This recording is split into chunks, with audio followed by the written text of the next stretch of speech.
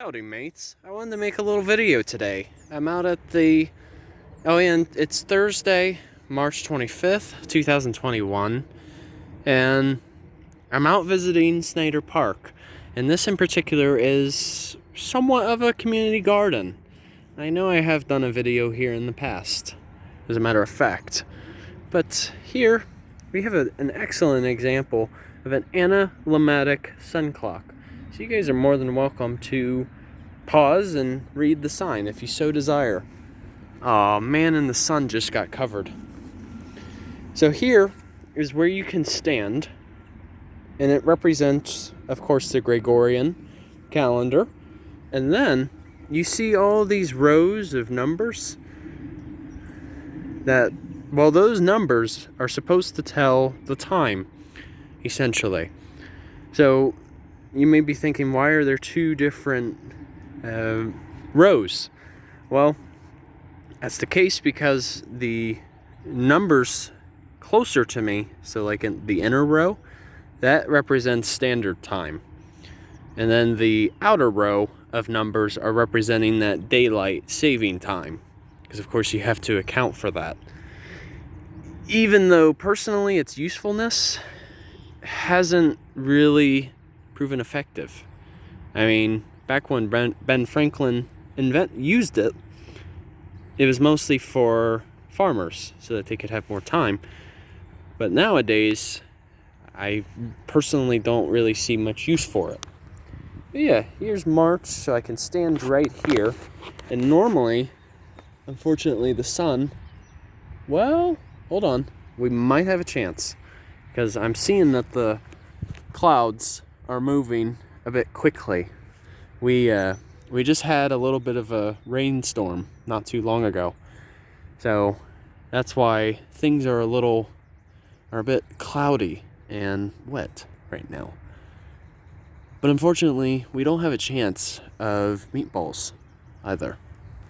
If only it were so. Practically wouldn't have to go to a cafeteria anymore. I would just be able to enjoy my food out in the weather. Okay, just waiting for it to show up.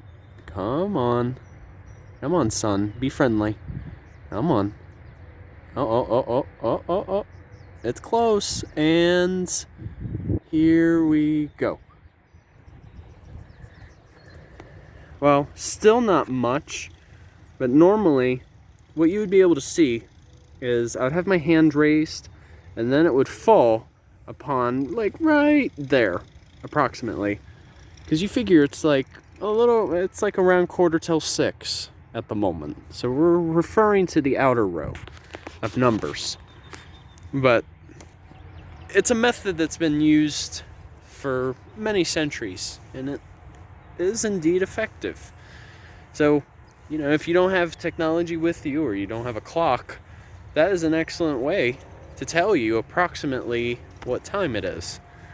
So I just want to show you guys one more little feature, and that should about wrap up the video. Alright, give me a second. Alright mates, we are within this little children's museum, which provides excellent posters just to cover certain aspects of nature. So like here, for instance, it kind of tells you a bit about the life cycle of a frog in terms of what all they go through. And to be honest, we are nearly approaching that time of the year, because it is now officially spring. Finally. Been waiting for a long time. And here are some different backyard birds. Not too long ago, I just heard a northern cardinal just a moment ago. And I know you didn't hear it in the video, but I think with my presence, it kind of got quiet. But those are honestly one of my favorite birds right there. And that actually is a symbol for Ohio, as a matter of fact. That's like the state bird. Here it kind of gives you an interpretation of different plants and how it divides up. So here we have Angiosperms. So technically a lot of fruits that we consume, such as that of apples, they're technically an angiosperm because they're types of trees that produce seeds.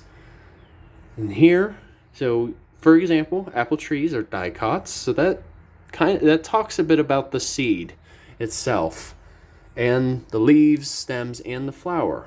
So here it kind of breaks it down a bit further.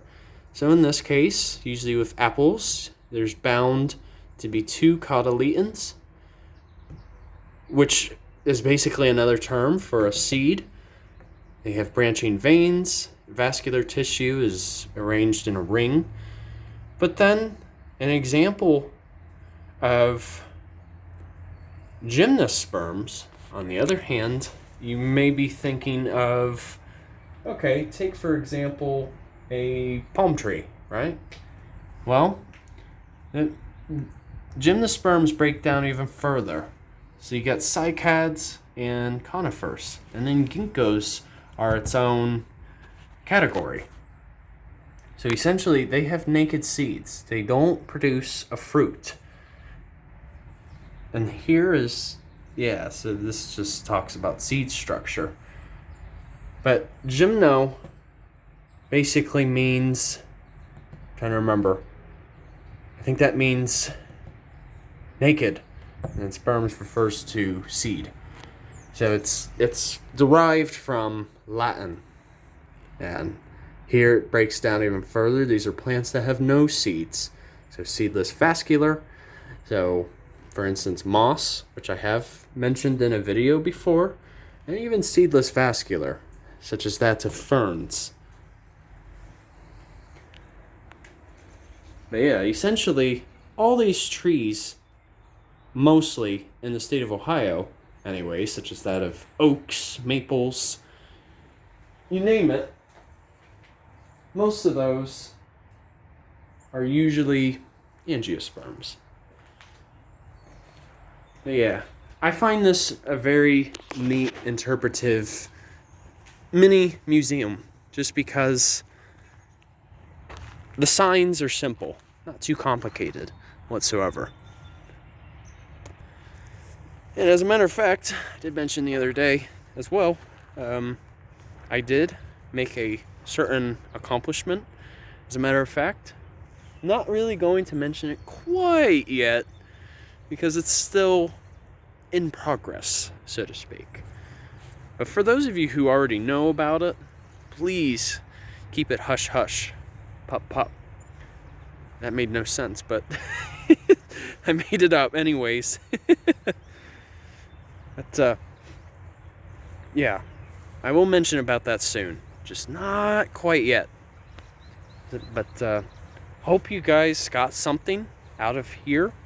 You know, those are many aspects that make up nature, especially around here, anyways. So, alright, hope all of you enjoy your Thursday, and Journey on a Journey is out. Take care, folks.